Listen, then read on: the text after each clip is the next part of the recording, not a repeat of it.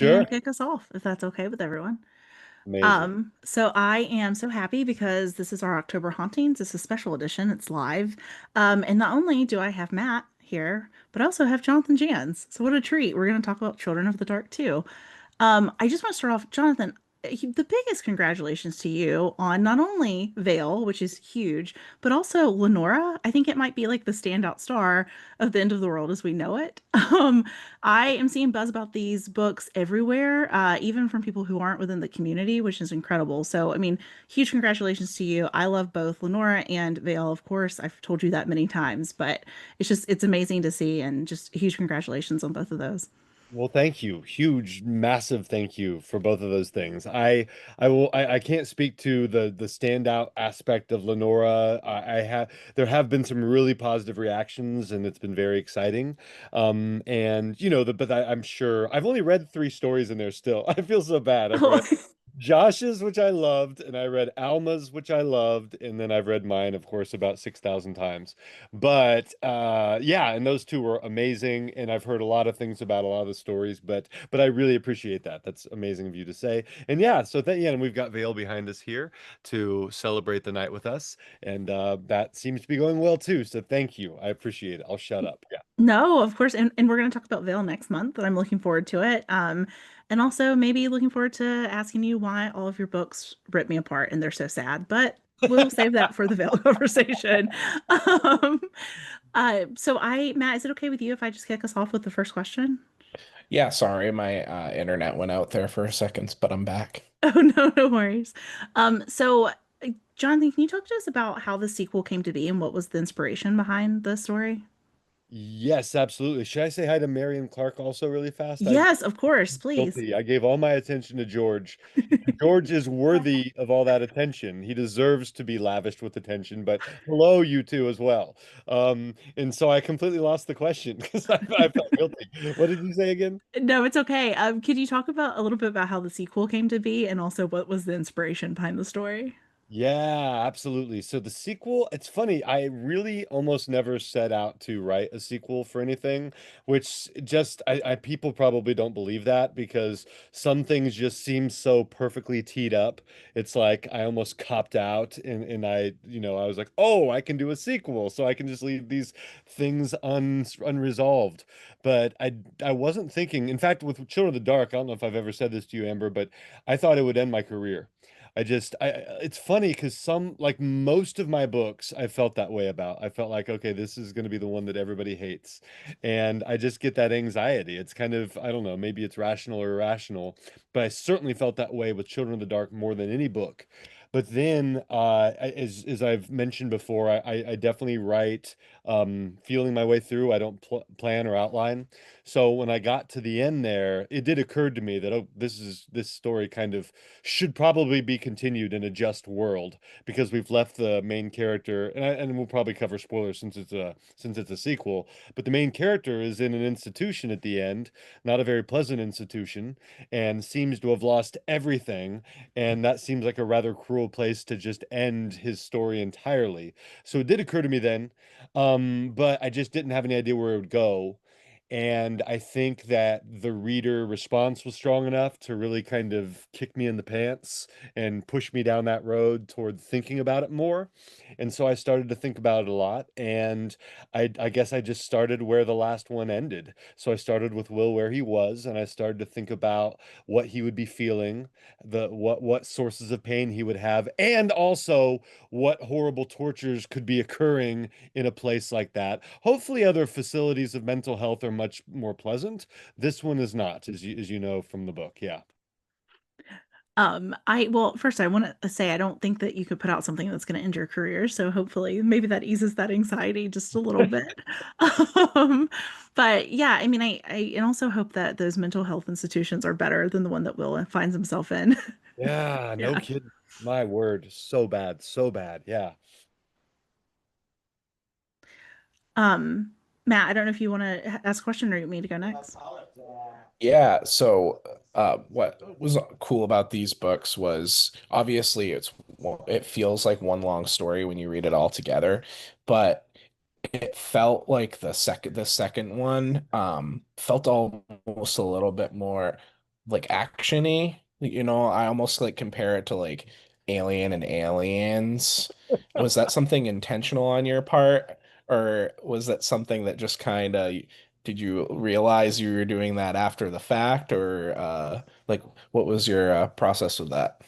Yes, I think that that is a very apt comparison. I'm not saying the quality is equal to Alien and Aliens, but in kind of structure and tone and genre, definitely the second book. Because the first book really is like kind of a slow burn, not negatively, but for the first half, it's like we're meeting the characters, we're in this coming of age, almost like, whatever, sweet, innocent plot with kind of some specters hovering, and then it kicks into action in the second half and gets terrible. But this first one, we're pretty much in it from early on. I guess the first part, I think there are either four parts or five parts, but the first part kind of teased things up, but we get to the action a lot faster. And when I wrote, I don't think I noticed it until I was editing it, but I really do think the Aliens comparison is very appropriate because it's almost like just I mean this in a positive way. Obviously, I wrote the book and I love it, but it's kind of grueling and relentless and exhausting in a way because it's like from one horrible thing to another. A lot of, as you're alluding to, action set pieces, a lot of violence, a lot of death, a lot of creatures. And as I was editing it, I was thinking about Aliens because it's always been one of my favorite movies. It's always been one of my main influences. And I do feel like that was expressing itself as I was writing a lot of those scenes. I had a note on that too because I actually I tried to note when the action starts. I had it around 18% in, so it's relatively early. That sounds right. I will say too that I mean the action really doesn't let up. You do give us a little bit of breathing room as readers, which is very appreciative, but it does really set you in that tone and put you with Will as a reader because you feel like you can't get comfortable or get rid of that unease feeling, that being on edge feeling, much like I imagine Will's feeling, even in those moments where the violence isn't happening. Yeah. Um, did you worry about that though, that constant action exhausting the reader any? I did become aware of it in the editing process. It just kind of like it was apparent to me that this was what the book was, and Yeah. so it was my job to kind of accentuate the peaks and valleys as much as I could. And it's funny, it's like as you were talking, I was thinking of another James Cameron movie. I was thinking of the Terminator, and he must have really influenced this series because my primary things are like Star Wars and things like that, but I did see a lot of James Cameron early on. And the thing with Terminator and Aliens both is that they're kind of like these inescapable situations, and that they're really confined in time. There's definitely this sense of, because the characters aren't physically allowed to venture very far from whatever is hunting them. Like aliens, they're trapped in that intergalactic space station, whatever we call that colony. And then in the Terminator, like Schwarzenegger is so relentless, he's just going to follow them and track them wherever they go. So they might get a moment in a hotel room, they might get a moment, by the side of the road, but they don't get much. And I feel like that's Children of the Dark too, is that there are these brief little respites. But I feel like if they were any longer, the story wouldn't be as realistic and it wouldn't have the urgency. So I think that by necessity, I kind of keep their feet to the fire.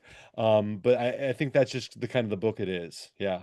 Yeah, I mean, I definitely agree, and I think it makes it scarier too, because like when I took a break from reading, any little noise, I was like, oh my God, like one of these children's outside or a knife, like, look, what is this? Like even I couldn't escape it because I felt like I was still in the action. And I think as a horror reader, that's rare for that to still happen to you when you read so much horror because you kind of get used to the scares. And I never really knew what was coming next in Children of the Dark too, in the best way. That's awesome to hear. That's awesome to hear. I think the creatures are pretty horrible. So yeah, and I like that there are two sets of creatures here and they're very different. And that was fun. That was a lot of fun to do. Yeah. Yeah. Will has this moment of clarity when he realizes that the Night Flyers are really coordinating this attack, that this isn't random, that they really are, I think, a little bit more advanced than what he was expecting. And then I think characteristics of both the children and the Night Flyers are revealed throughout the story. Is Will able to pick up on this because he's just great at noticing context clues, or is he able to pick up on this because he's infected? That is the question. That is the question. And I will find out when I write the third book. Okay, that's It's fair. definitely, yeah, it's definitely occurred to me. And I have a lot of the third book, more than usual, I already have in my head. And what's funny is it's going to be very different in length. It's going to be very different in structure. Basically, we are going to go through a year of we're going to go through a school year with Will, which is really different than the first two books. And yeah, but that's definitely occurred to me that he might be infected because, as you said, he's a perceptive 15, 16-year-old, but should he be that perceptive without having some sort of extra sensory boost? So it's a great question. I'm excited to see where the other book takes us. Ah, thank you. I am too. I'm excited to see. Yeah, because like I said, I have some ideas. I have some of the I have a lot of the structure. I have the title, and I have a lot of the characters. In fact, I have a lot of it done. This is weird. I have much more of it done than I usually do. Like probably 5 times more in my head than I usually do before I start writing. And I don't know if that's good or bad. Maybe that'll like be a great thing. Maybe it'll jinx it. No idea. I think it's a good thing. I don't think it'll jinx All right, all right. I'm gonna go with it. hope. Um, I kind of want to talk about the alpacas a minute, if that's okay. Yes, I love. Yeah, love those. Uh, my first question is kind of silly, but I have to know if Mallory is a nod to Mallory from Bird Box. Probably. I read Mallory. I read Josh's Mallory probably around the same time. So probably is. Like I forget because I had there are these little bits of pop culture, right, among the alpacas and the llama. Yeah, And I think we have a Stranger Things reference, and we have a Pennywise, I think maybe, right? yeah, And I think that Mallory might have come from Josh. Because I really love Mallory. I really love that. I just think that that sequel is really fantastic. Partially because it's so different than the first book. It's really cool. yeah, I agree. Were you on the fence about one of the alpacas dying? Because I can imagine that as a writer, you sometimes get pushback from readers when any harm comes to animals. So much, so much. Yeah, I have gotten it's funny and it's the weirdest thing is I'm such and we've probably talked about this, but I'm such an animal lover. Maybe everybody fancies himself an animal lover, but like I can't even express to you how much animals are part of my life. Like I go there are two bunnies in one daughter's room, two bunnies in another, and a snake. And then my dog is basically everywhere with me, and our cats are all over me when I mean, so it's like we have this menagerie. I live in a zoo and I love it and I'm giving affection to these animals all the time. And yet so sometimes, not often, Children of the Dark too. I don't want to give away the Stephen King story too much, but then The Dismembered has a moment of animal violence. I don't think it's too many of my books, but I think when it does happen, it's really memorable and horrible and painful. And there is just, I guess it's good for people to know there's an alpaca or there's an animal. I forget whether it's the llama or the alpaca, but there's a death in this book, and it's so sad. It's It's very so sad. heroic, but so sad. And it was so sad to write. And I wanted to leave them alone. I didn't want anything to happen to them, but I just realized with this creature winging its way in and wreaking havoc and bloodletting.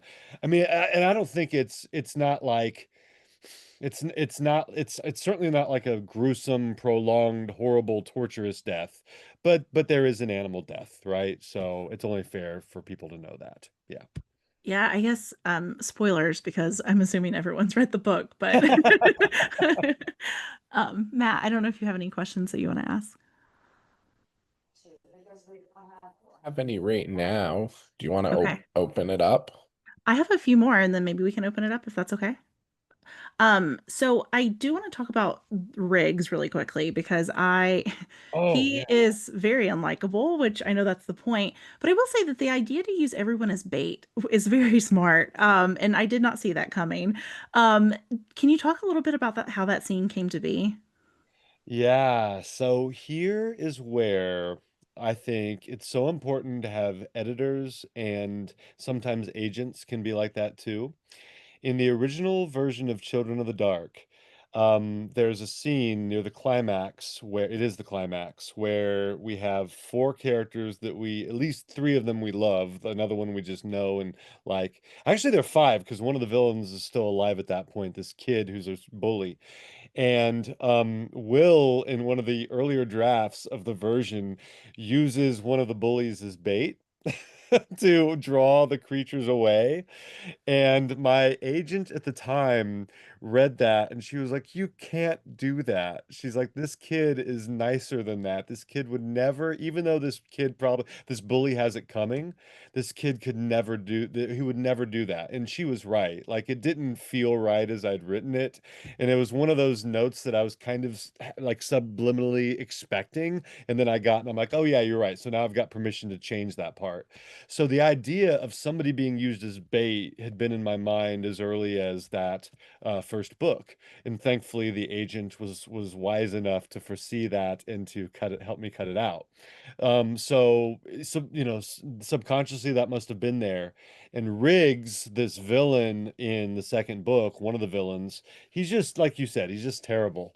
And I think that that's exactly the kind of diabolical, right? In his mind, it'd be for the greater good, right? We will sacrifice a few right now for the greater good of humankind, which is completely horrible in this case. But I think that, yeah, so I think that that's when it finally manifested itself as I was writing. I had a lot of characters too, and these characters were congregating, and I'm like, there's something wrong here. And then I just kind of found that I didn't know that was going to happen, to be honest with you, almost until it happened. And that's how a lot of my books are for me. Like, it's like this discovery, and I kind of gasp, and I was like, "Oh my gosh!" And then you go back and you put this, you make it look like you meant to do it all along.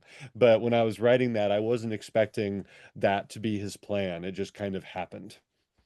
Yeah, I was really caught off guard by it. I mean, I expected some harm to come to Will, or first there's be some setup for Will. I didn't expect the whole group to really be a sacrifice, including Peach, especially because she's a child. And I mean, I guess I want to give props to you because I think that that's a risky game sometimes to play in writing is to put children in harm's way. I mean, I appreciate it. I think it's very bold, but I didn't expect that. I guess to build off that a little bit, I mean, there are several deaths in this book. Is it hard as a writer to decide who's going to make it and who's not? Yeah, it is painful as a writer, and Yeah. I had this conversation with my youngest. So my other two kids had read my at least one of my books before. My youngest had never read one of my books. She's 14. She's a freshman at my school.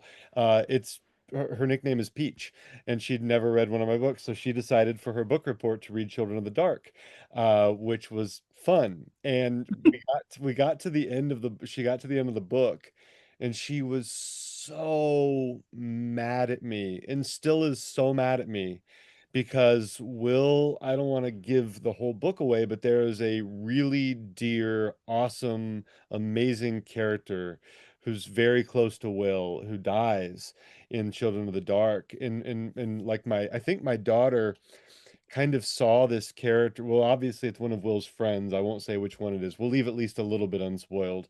But I think my daughter kind of perceived him as like, because they're almost the same age. He's 15, she's 14. It's almost like the ideal guy because he's such a good person. Like he's Chris Chambers from Stand By Me. Like, he's just a little bit older than that, and he's rich rather than poor, but whatever. Like, he's based on that River Phoenix character. And I loved that character. Like, I wanted a friend like that when I was a kid. I wanted a Chris Chambers to be, by my side because he's always by Gordy's side and Stand By Me in the body. So my point is this. I told my daughter, I'm like, I didn't kill him. the story, that's where the story went. And she's like, oh, don't give me that. She's like, you killed him. I'm like, no, I didn't. The story went in that direction. I had to go where the story went. She's like, that's the kind of stuff you say like in interviews, and it's not true. So just stop. So why did you kill him? And she just wouldn't have it and still won't have it. That's So so funny. we're still at this impasse where she just thinks that I like maniacally, cacklingly murdered this character that she loved. But it is true. Like, I don't want these characters to die. So that, I guess the way I would answer that is A, I didn't intend for it to happen. And then B, I just honestly, I start to get, I'm a really emotional person. I guess it's okay to say that, but I have a lot of emotions and I feel a lot of emotions. And like when I write, I'm on this roller coaster and I start to feel this sinking feeling. And there's like Will has a lot of people who are dear to him, but one of the people who's dearest to Will in this book dies.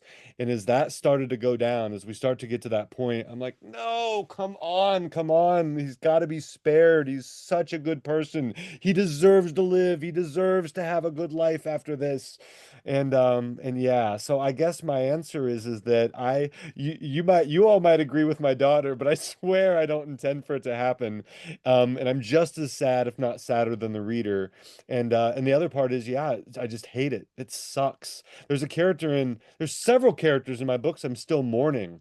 There's a character in Marla that I just still can't believe this character died. Like I'm stunned that this character died. Anyway, I'll shut up.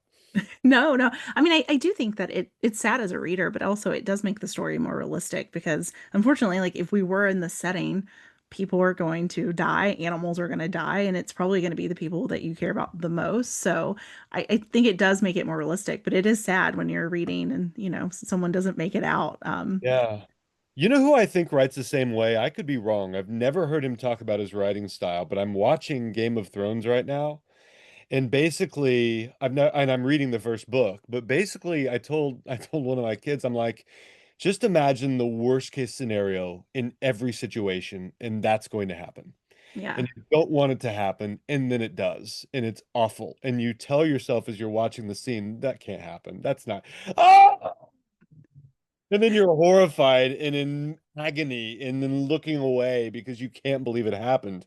So I just wonder, it doesn't seem like he would, maybe he plans it out, but it seems like he follows where the story goes. Anyway, yeah. I think that's true. And there's so many characters in those books too that I think you kind of have to thin them out somewhat, or you just have too many. And that's part Um, of this too, right? We've got a lot of characters in Shown in the Dark too. yeah. So You're something's got like to take them you're like down. there's too many kids. Some of you've got to go. I'm on to you. What season are you in right now? I am in season 6. Ooh. It's funny, like it's amazing I've stayed relatively unspoiled for this long. I have had some spoilers, some my fault, some other people's faults. But I'm in season 6 and I think it's just fascinating. And somebody already told me my favorite character is gonna die, so that makes me mad. Anyway, but yeah, so you've seen the whole series, I take it?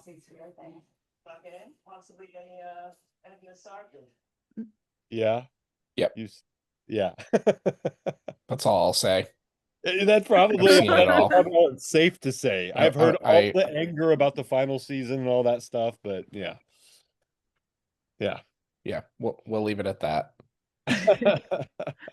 I want to talk about Barker really quick because I think he's the character that kind of surprises me the most in the book.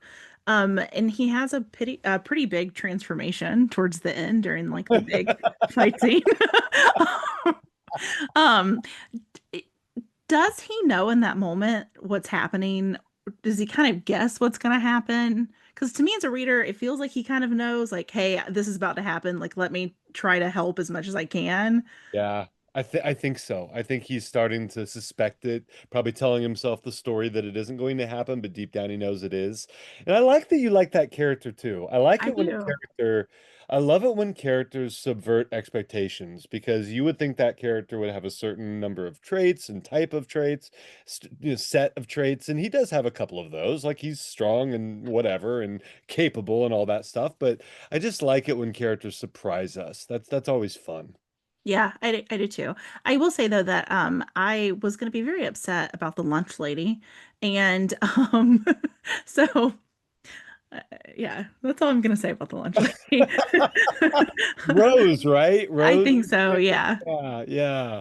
Our in at school, I'm not like whatever. I'm there. That lunch lady wasn't based on my school. There's some of my best friends in the school is the lunch, like the food staff at our school. I just Yeah. think that they're I don't know what that is, but they're just the kindest, coolest people like in the world. Like any group of people, I don't know why, but I just love our food staff. It just makes me so happy. I've been teaching the same school for 23 years. So for like the last 18, I've been seeing them every day at lunch, and they just always make my day better. So it only felt right to cast the lunch lady in a positive light. I think I mean, I kind of feel like you have to because I do feel like they're so caring, but also like I feel like she does pick up on some of the things that Will's going on that maybe like other people aren't. So I I wonder also if really that's loved her. I wonder if that's like a trait, like, because I mean, obviously every teacher is different and every lawyer is different or whatever, but I wonder if maybe that's like people who are nurturing or people who care about kids are drawn to that type of role. I don't know. Yeah. Interesting. Like we've got a woman named Mary Alice. She's like 92 and she's a cashier at our school. And like she is the most amazing human. We talk every day. She knows this fruit I like, so she sets aside this fruit for me, and it's in this special corner of the cooler that only I can access. And yeah, but it's just like I think that maybe a little bit of that maybe subconsciously was there, but yeah, I love her. I love Mary Alice, and yeah. Anyway. Was there ever a draft of this Children of the Dark 2 where the children and the Night Flyers end up being on the same side? Or like, I mean, maybe this is coming up in book 3, but it seems like they are not happy with each other. So I probably should have mentioned this earlier, and I don't know if any of you here have read this, but there's a book called Savage Species that is set in the middle of these. This is really confusing. We get into like episode 4 and 2 and 6 and Star Wars kind of stuff here. So the chronological order of the world of the story, it goes Children of the Dark, and then Savage Species, and then Children of the Dark 2. So in Children of the Dark, like at the end of it, when he's in the institution, he alludes to this massacre that happened at a state park, and that's Savage Species.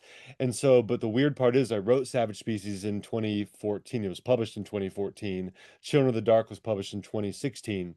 So, Savage Species kind of establishes that mythos of the children and the Night Flyers is these ancient races or ancient species who have been at war, and they've been at war from like the very beginning, and there are like cave paintings of them, and I forget if that's in Savage Species or near the end of Children of the Dark.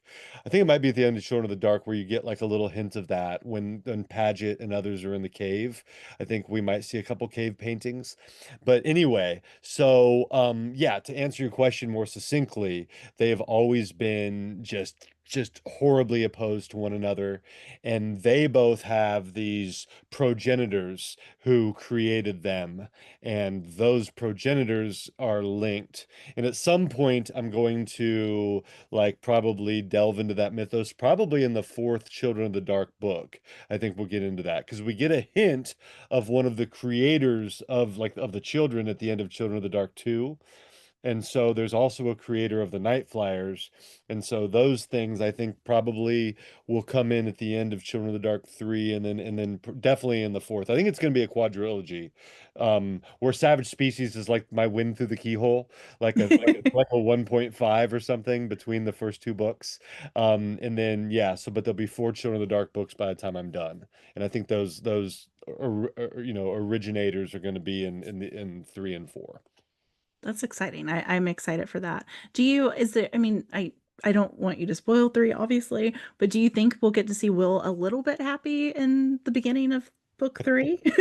Well, I did give him like a paragraph of happiness in this book. I know. Is it going to continue?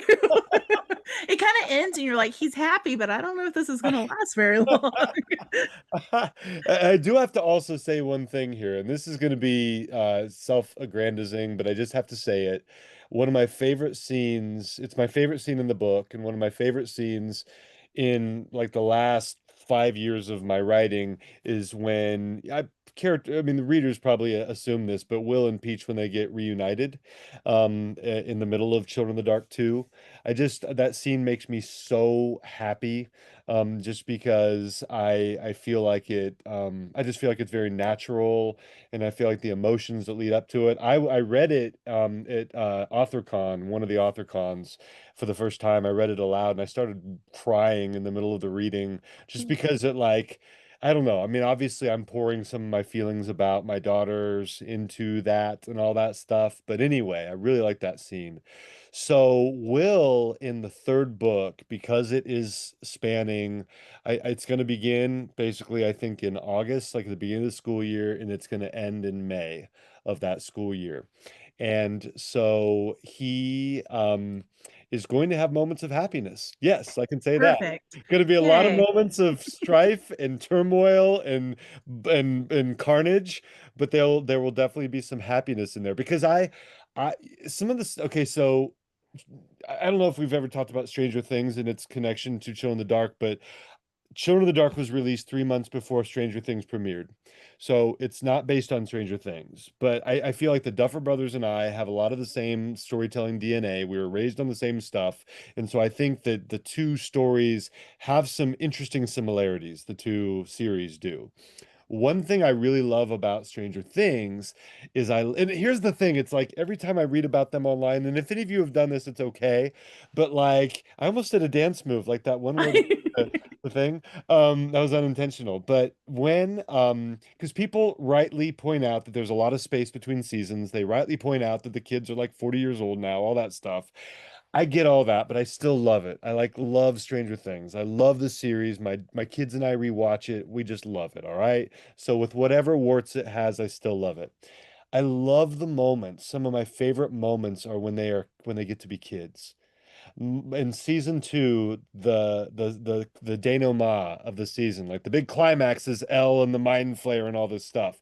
But the denouement, the resolution, is the snowball, is this dance where we get to see, and it's so good and so powerful. And there's a moment, if any of you are Stranger Things fans, with like Dustin and Nancy, that makes me cry every time I see it. I'm like, oh my gosh, that's just so beautiful and so perfect. So I love those moments in Stranger Things when we get to see them as kids, when they're just screwing around or playing D&D or whatever it is they're doing. And so I want to have those moments. That's one of the attractions for me to this book, because Will has been deprived of his childhood. He's been deprived of his adolescence. He's never gotten to go to a dance. I want him to get to go to a dance. He hasn't gotten to play baseball. I want him to get to play baseball. He hasn't gotten to be with this awesome girl, Mia. Like, they know each other, they care about each other, but they've just been driven apart. And she's just such a kick-ass person. And I love her dearly. And I want them to actually go on a date. I want them to, have those moments of nerves around each other, where they know each other, but they don't know each other quite like this, where they want to kiss and all this stuff. And so I just want him to experience all of that. And so that's a big reason why I'm writing the book, because I just think he does. And Peach, she deserves to have a childhood. She's been, like, abducted, and she's been used as bait. This poor little kid. And so I want her to get to do projects and dioramas in class and go on a field trip now and then, for goodness sakes. Yeah. I want those things for them too. I'm also very excited to see more of Anita because I really loved her as a character as well. Thank you. Thank Yeah. you.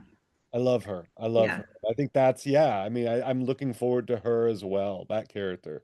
I just think I just think it's really set up nicely for book three. I just think there's a lot of potential for amazing things, a lot of potential for drama, a lot of potential for pain and scary things, because the direction I'm going to take, and this is one thing I won't spoil, but the direction it goes is going to be really surprising, I think. And I think that's I'm really excited to get into that.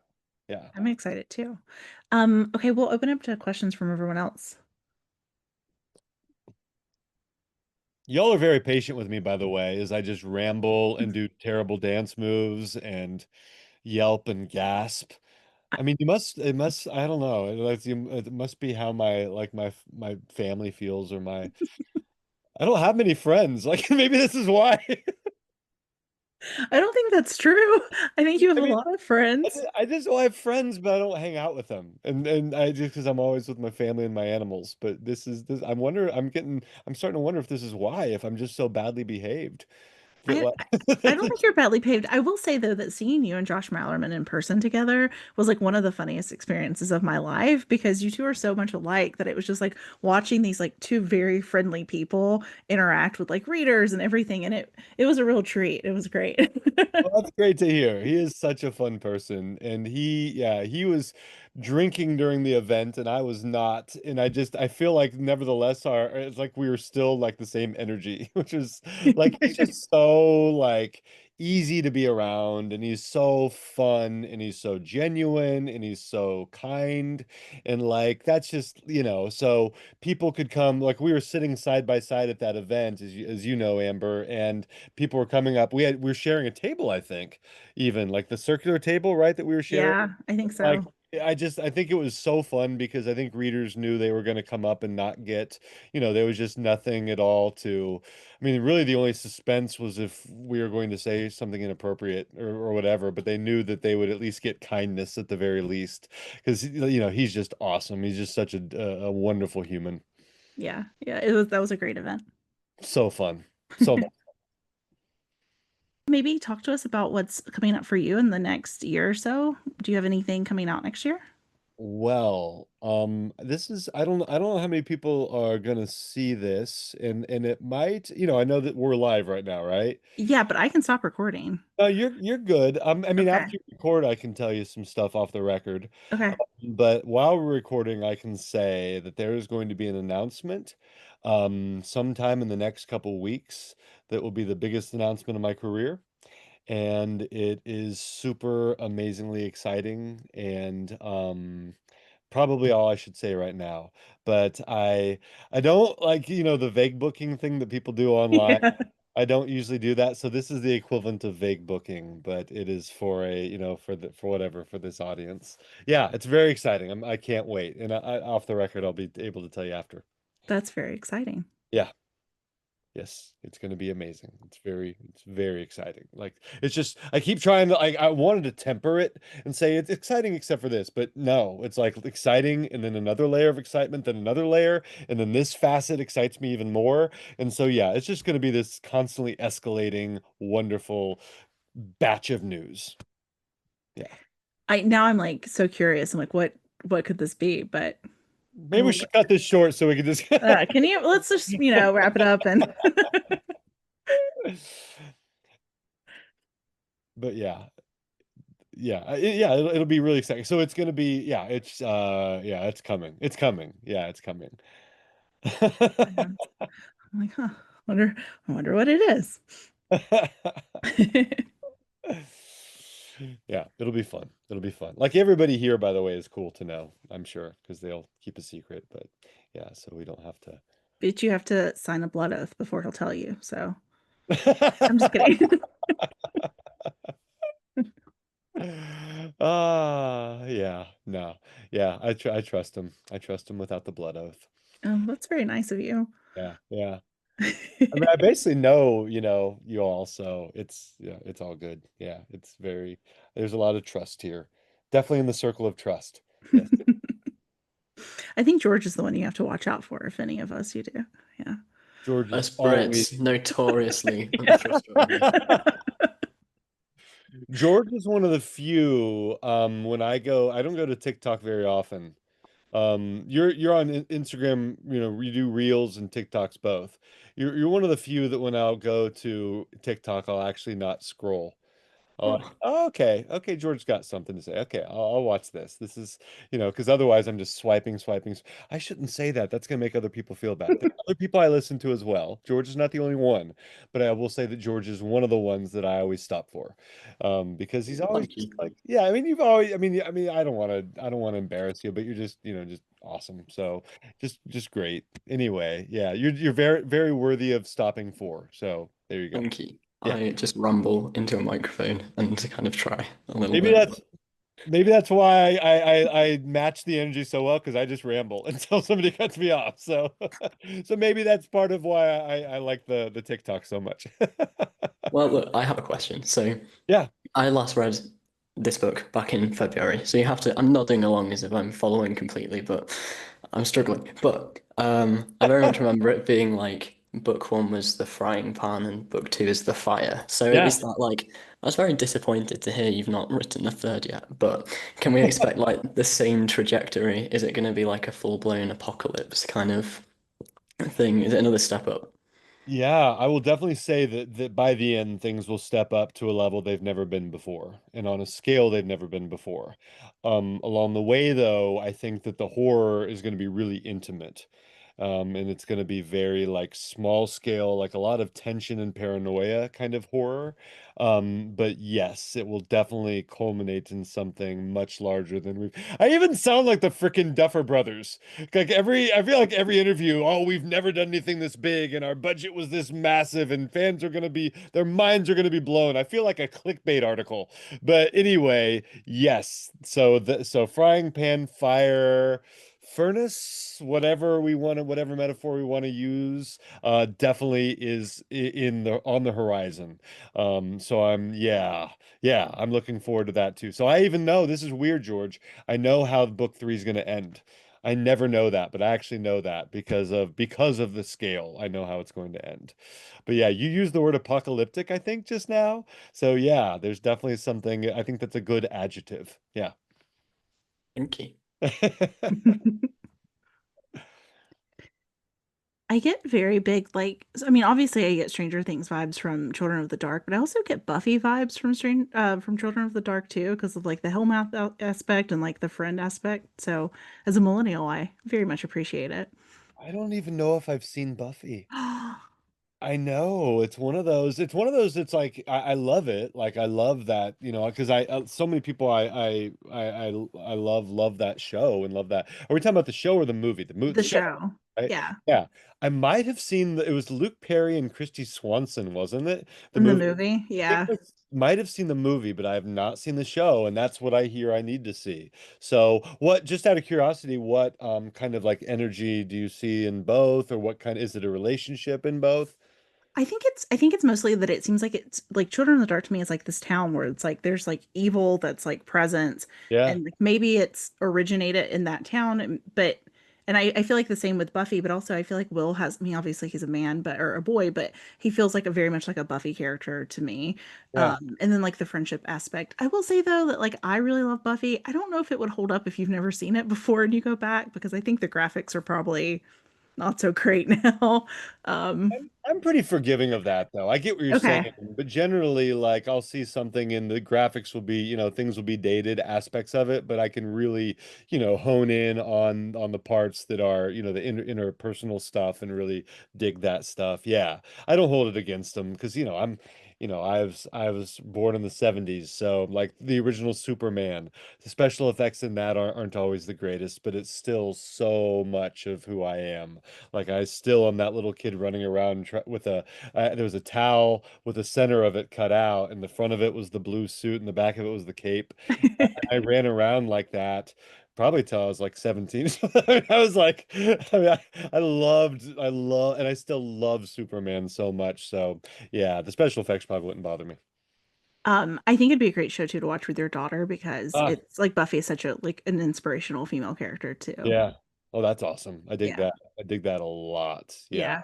I think you if you can get past the graphics, I think you would enjoy it, but Yeah. just be warned, the graphics are not great, probably. I don't know. You've got me with the strong female character. I dig that.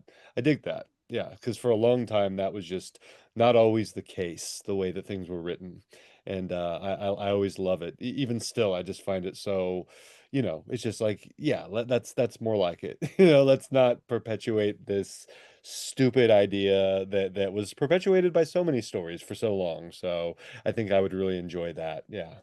I feel like you do that really well. I mean, it's even in Children of the Dark too. Like Mia's, she's really a strong female character. She's not like weak. Anita's obviously very, very strong. So I Yeah. mean, I think you write female characters very well too.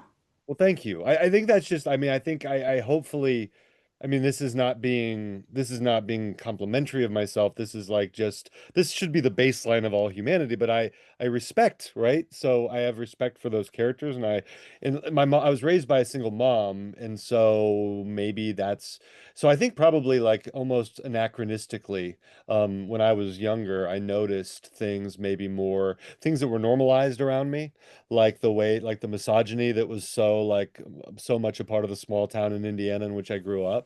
It was just considered normal, but it was never normal to me, or it was never okay by me. And yeah, because I saw my mom trying to do these things and trying to raise a kid by herself and have a job and go back to school and finish her degree and all this stuff. So yeah, I think that that's probably, and my grandma was just awesome, and I had an aunt who was awesome. So I was raised by really, my grandpa was too, but three of the four people who raised me were just awesome, tough, kick-ass women. So maybe that's why. Maybe that's part of why that it comes very naturally. It's good to hear that it works on the page, but I can tell you that at least in my head and in my belief system, it's certainly the way that I feel.